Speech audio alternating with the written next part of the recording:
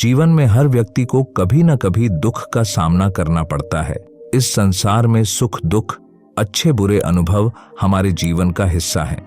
जब हम निराश होते हैं तब हमें किसी प्रेरणादायक कहानी की आवश्यकता होती है जो हमें फिर से उठने और आगे बढ़ने की प्रेरणा दे। आज हम सुनेंगे एक साधु की कहानी जो न केवल हमें प्रेरित करेगी बल्कि हमें यह भी सिखाएगी कि कैसे हम अपने दुखों को स्वीकार कर सकते हैं और उन्हें पार कर सकते हैं। किसी गांव में एक साधु बाबा रहते थे। उनका नाम था बाबा रामानंद। वे अपनी साधना और ज्ञान के लिए पूरे क्षेत्र में प्रसिद्ध थे। लोग दूर दूर से उनके पास आते थे, अपनी समस्याएं सुनाने और मार्गदर्शन प्राप्त करने।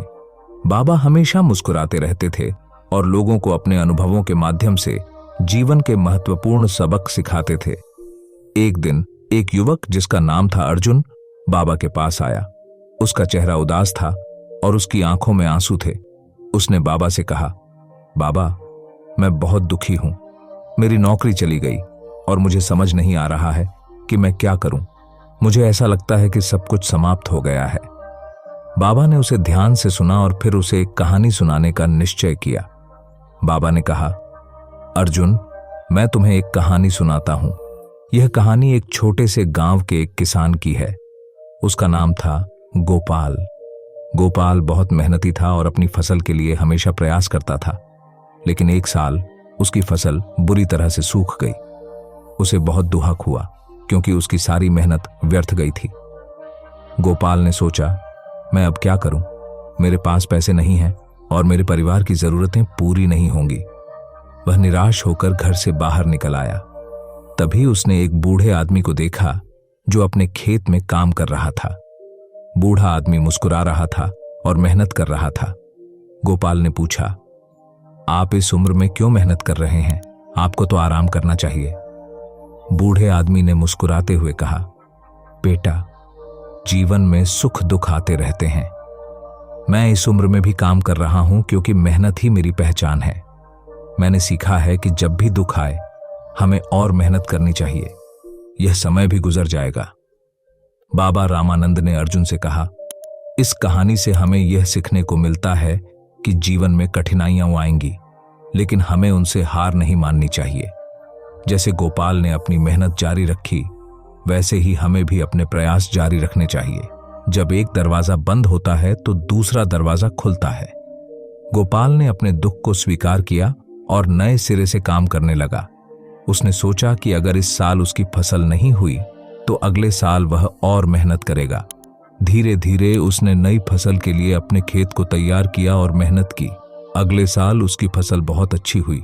बाबा ने आगे कहा, किसी भी समस्या का सामना करने के लिए हमें आत्मविश्वास की आवश्यकता होती है। अगर हम अपने आप को कमजोर मानते हैं तो हम कभी सफल नहीं हो पाएंगे। एक बार गोपाल ने अपने गांव में एक सभा का आयोजन किया जहां उसने अपने अनुभव साझा किए। उसने सबको बताया कि कैसे उसने अपने दुख को अपने लिए प्रेरणा में बदल दिया। गांव के लोगों ने गोपाल की कहानी सुनी और उन्होंने भी उससे प्रेरणा लेकर अपने जीवन में बदलाव लाने का निश्चय किया। उन्होंने समझा कि जीवन में कठिनाइयां आती हैं, लेकिन हमें कभी हार नहीं माननी चाहिए। अर्जुन ने बाबा की कहानी सुनकर कहा, बाबा, मैं समझ गया हूं। मुझे अपने दुख को स्वीकार करना होगा और फिर से प्रयास करना होगा, लेकिन कभी कभी मुझे बहुत डर लगता है। बाबा ने मुस्कुराते हुए कहा, डर लगना स्वाभाविक है, लेकिन हमें अपने डर का सामना करना चाहिए। याद रखो, जब हम अपने डर का सामना करते हैं तब हम अपने डर से बाहर निकलते हैं। बाबा ने आगे कहा, जैसे गोपाल ने अपनी मेहनत और सकारात्मकता से अपनी समस्याओं का सामना किया, वैसे ही तुम्हें भी अपनी सोच में सकारात्मकता लानी होगी। जब तुम सकारात्मक सोचोगे तो सकारात्मक परिणाम भी मिलेंगे। एक दिन गोपाल ने अपनी मेहनत से एक नई फसल उगाई और वह अपनी मेहनत का फल देखकर बहुत खुश हुआ। उसने सीखा कि दुख केवल एक क्षणिक अवस्था है, लेकिन हमारा प्रयास हमेशा हमें आगे बढ़ा सकता है।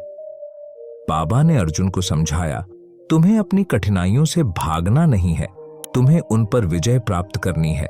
जीवन में कई बार निराशा का सामना करना पड़ सकता है, लेकिन हमेशा याद रखो, असली ताकत हमारे भीतर होती है। जब भी तुम्हें दुख महसूस हो तो अपने अंदर की शक्ति को पहचानो, अपनी मेहनत जारी रखो और सकारात्मक सोच रखो। तुम अपनी समस्याओं का सामना करोगे और उन्हें पार करोगे। अर्जुन ने बाबा का धन्यवाद किया और अपने जीवन में नई ऊर्जा के साथ आगे बढ़ने का संकल्प लिया। उसे यह समझ में आ गया था कि दुख केवल एक अनुभव है, लेकिन हमारी मेहनत और सकारात्मकता हमें हमेशा सफल बनाती है। जीवन में कठिनाइयां हमें मजबूत बनाती हैं। जब भी हम दुखी होते हैं, हमें प्रेरणा की आवश्यकता होती है। इस साधु की कहानी से हमें यह सीखने को मिलता है कि हमें कभी हार नहीं माननी चाहिए और हमेशा अपने प्रयासों को जारी रखना चाहिए। जब भी मन दुखी हो, इस कहानी को याद करना और अपनी मेहनत में लगे रहना। याद रखें, आप अकेले नहीं हैं और आपके भीतर अपार शक्ति है। इस कहानी के माध्यम से हमें यह सीखने को मिलता है कि जीवन का हर दुख हमें कुछ सिखाने आता है। इसलिए जब भी आपको दुख का सामना करना पड़े, इस कहानी को याद करें और आगे बढ़ें। किसी समय की बात है, एक गांव में एक साधु रहते थे। उनका नाम था स्वामी अज्ञानानंद। वे अपने जीवन में अत्यधिक संतुष्ट और स्थिर थे। उनके चेहरे पर हमेशा शांति की मुस्कान रहती थी, जो दूर से ही उनके भीतर की अपार शांति और ज्ञान को प्रकट करती थी। गांव के लोग उनके पास अक्सर अपनी समस्याओं का हल जानने आते और स्वामी जी उन्हें अपने साधारण लेकिन गहरे शब्दों में मार्गदर्शन करते थे। स्वामी अज्ञानानंद का जीवन बहुत सरल था। वे किसी भी प्रकार की भौतिक वस्त्राओं से दूर थे। एक छोटी सी कुटिया में रहते थे, जिसमें बस जरूरत की कुछ ही वस्तुएं थीं। एक साधारण चटाई, कुछ बर्तन और एक पुरानी पुस्तकों की पोटली। वे दिन भर ध्यान और साधना में लीन रहते थे। स्वामी जी को यह एहसास था कि मनुष्य की सभी समस्याओं का मूल कारण उसकी अपनी मानसिक स्थिति और बाहरी दुनिया पर उसकी निर्भरता है।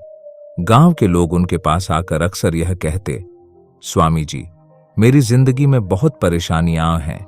मैं इस व्यक्ति से दुखी हूं, उस व्यक्ति से नाराज हूं, मेरा काम नहीं हो रहा है और दुनिया बहुत कठिन है। स्वामी जी हमेशा शांत रहते और कहते, तुम सब कुछ छोड़कर केवल खुद पर ध्यान दो, दूसरों की चिंता करना छोड़ दो, केवल अपने काम पर ध्यान लगाओ। यही सच्चा मार्ग है। गांव में एक युवा लड़का था जिसका नाम रामू था। रामू एक मेहनती युवक था, लेकिन वह हर समय किसी न किसी परेशानी में उलझा रहता। कभी उसे अपनी शिक्षा की चिंता होती, कभी घर के कामकाज को लेकर नाराजगी। उसे हमेशा लगता था कि दुनिया उसके खिलाफ है। वह अपने दोस्तों और परिवार से निरंतर शिकायत करता रहता था।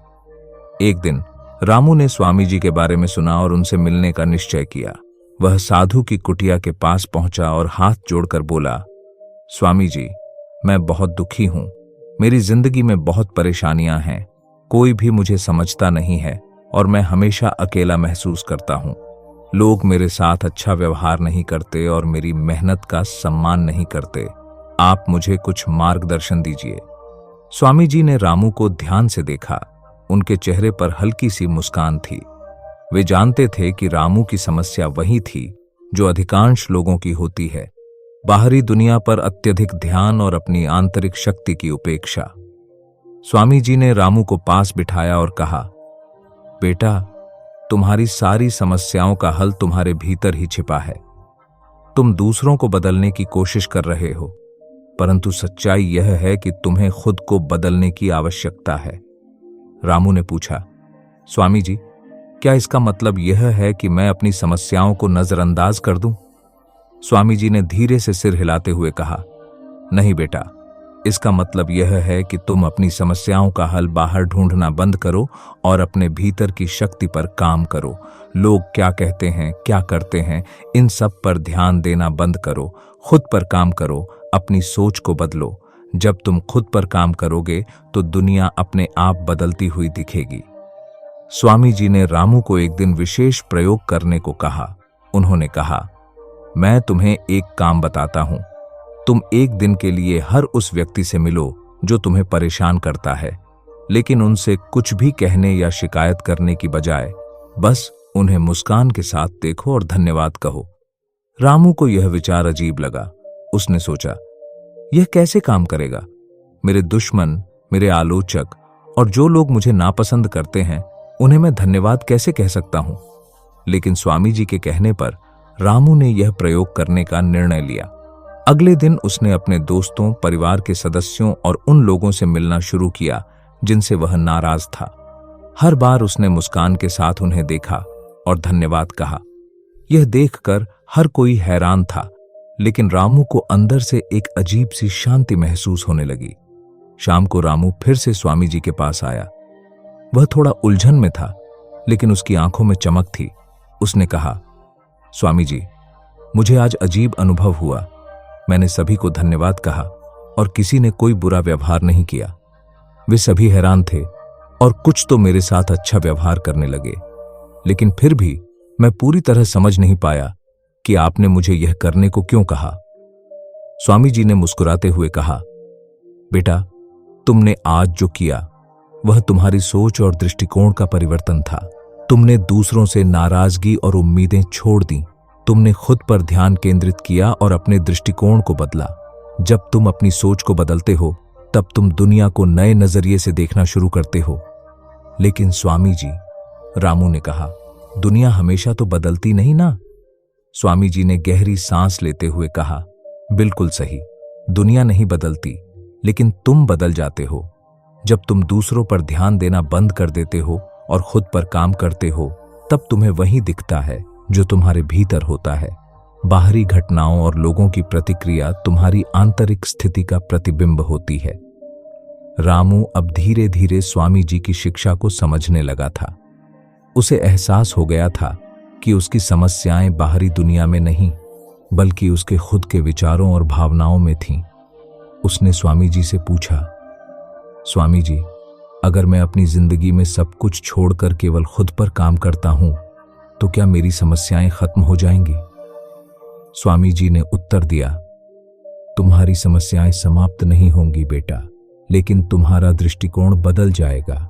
समस्याएं जीवन का हिस्सा है, लेकिन जब तुम अपने भीतर की शक्ति पर काम करते हो, तब वे समस्याएं तुम्हें उतनी बड़ी नहीं लगती।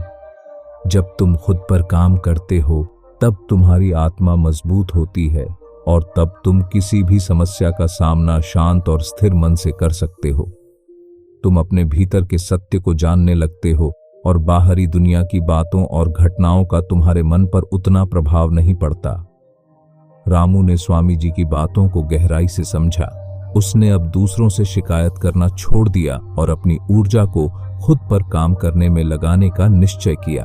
उसने सुबह सुबह ध्यान करना शुरू किया और अपनी सोच को सकारात्मक बनाने की कोशिश की। धीरे धीरे उसने महसूस किया कि जो चीजें उसे पहले बहुत परेशान करती थीं, वे अब उसे उतनी महत्वपूर्ण नहीं लग रही थीं। उसके दोस्त, परिवार और यहाँ तक कि वे लोग भी जो उसे नापसंद करते थे, अब उसे बदले हुए नजर आ रहे थे। पर वास्तव में बदला तो केवल रामू का दृष्टिकोण था। अब उसे यह समझ में आ चुका था कि जब वह दूसरों से ध्यान हटाकर खुद पर ध्यान देने लगा, तो उसकी जिंदगी में शांति और संतोष आने लगा। स्वामी अज्ञानानंद की शिक्षा सरल लेकिन गहन थी। सबको भूलो, खुद पर काम करो का अर्थ यह नहीं है कि हम दूसरों की परवाह न करें या समाज से अलग हो जाए। इसका मतलब है कि हम अपनी आंतरिक शक्ति और मानसिकता पर ध्यान दें, बजाय इसके कि हम अपनी सारी ऊर्जा बाहरी दुनिया की घटनाओं और लोगों की प्रतिक्रियाओं पर खर्च करें। जीवन में समस्याएं, कठिनाइयां और चुनौतियां हमेशा रहेंगी, लेकिन जब हम खुद पर काम करते हैं, अपनी सोच को सकारात्मक बनाते हैं और अपनी आत्मा की शक्ति को पहचानते हैं, तब दुनिया की सभी चुनौतियां हमें छोटी लगने लगती हैं। दुनिया को बदलने की कोशिश करने की बजाय हमें खुद को बदलने की जरूरत होती है। स्वामी अज्ञानानंद की शिक्षा से रामू की जिंदगी बदल गई। वह अब बाहरी दुनिया के साथ संघर्ष करने की बजाय अपनी आंतरिक दुनिया को शांति और संतुलन में लाने पर ध्यान देने लगा। इस कहानी का संदेश स्पष्ट है। जब तक हम बाहरी दुनिया पर ध्यान देते रहेंगे, हम परेशान रहेंगे, लेकिन जब हम खुद पर काम करने लगते हैं, तब हम अपनी जिंदगी में शांति, संतोष और स्थिरता पा सकते हैं। सबको भूलो, खुद पर काम करो और देखो कैसे तुम्हारी दुनिया बदल जाती है। इस साधु की कहानी हम सबके लिए एक गहरी प्रेरणा है।